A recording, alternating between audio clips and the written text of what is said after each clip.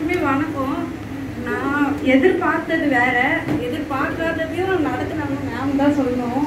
அவங்களுக்கு பெரிய நன்றி சொல்லிடணும். எல்லாரும் ஒரு கொரோனா கடவுள்கிட்ட நம்ம ஒப்பு வைப்போம். அந்த கடவுள் வந்து நம்மகிட்ட பேச மாட்டாங்க. கடவுள் மூலியமா யார் மூலியமா வந்து நம்மளுக்கு செய்வாங்க. ஏன்னா என் பையன் வந்து ஃபோனுக்கு அடிக்ட். ரொம்ப ஃபர்ஸ்ட் ரேங்க் எடுத்த பையன் 20வது ரேங்க் போயிட்டான். அப்போ எனக்கு ரொம்ப மனசு கஷ்டமாயிடுச்சு.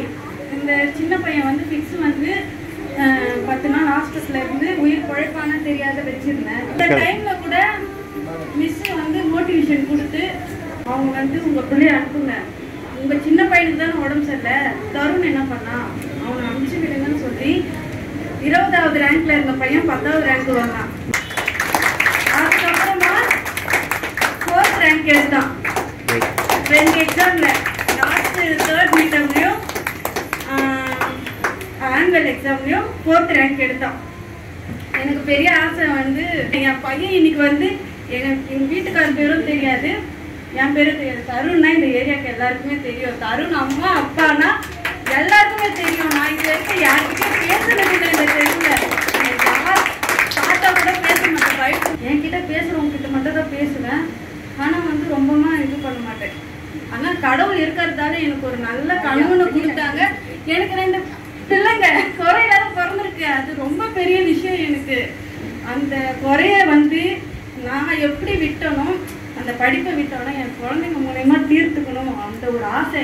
அவங்க அப்பாவுக்கு வந்து பெரிய ஆசை என்னன்னா, எப்போ மாதிரி பொய் இல்லை, இது உண்மையாக சொல்லுவாங்க. அப்பா என்ன ஆகணும்னு சொன்னாரு 2 பேரையும் ஐபிஎஸ் போலீஸ் அந்த மாதிரி ஆகணும்னு சொல்லுவாங்க. டெய்லி அவங்க அப்பாவோட கனவு அதுதான். அது இன்னைக்கு நாங்கள் வந்து நிஜமாக பார்க்குறோமோ இல்லையா, இப்போ எங்களுக்கு இந்த நாடகத்தின் மூலயமா பார்த்துருக்கோம். அவன் பண்ண விஷயத்த தான் இன்னைக்கு சொல்லியிருக்கிறான். அவ்வளோ ஃபோனுக்கு அடிக்ட் ஆகிட்டான் மேம்க்கு.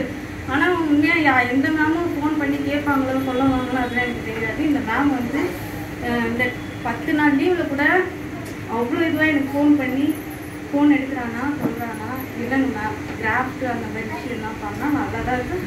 டியூஷனுக்கு அப்பாற்பட்டு படிப்புக்கு அப்பாற்பட்டு குழந்தைங்களோட நலத்தை பார்க்குறாங்க பாருங்க.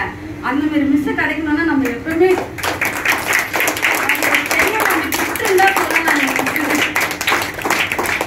கடவுள் வந்து தேடி தேடி கொடுப்பாருன்னு சொல்லுவாங்க பாருங்க.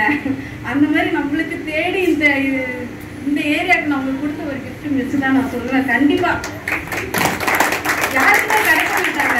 ஃபீஸ் கொடுத்தோம் 1000 ரூபாய் 2000 ரூபாய் ஃபீஸ் கொடுத்து இந்த மாதிரி மிஸ் கிடைக்க மாட்டாங்க. ட்ரஸ்ட் மூலியமா கிடைக்கிறாங்கன்னா அது எவ்வளோ பெரிய விஷயம். அது நான் உணர்ந்துட்டேன்.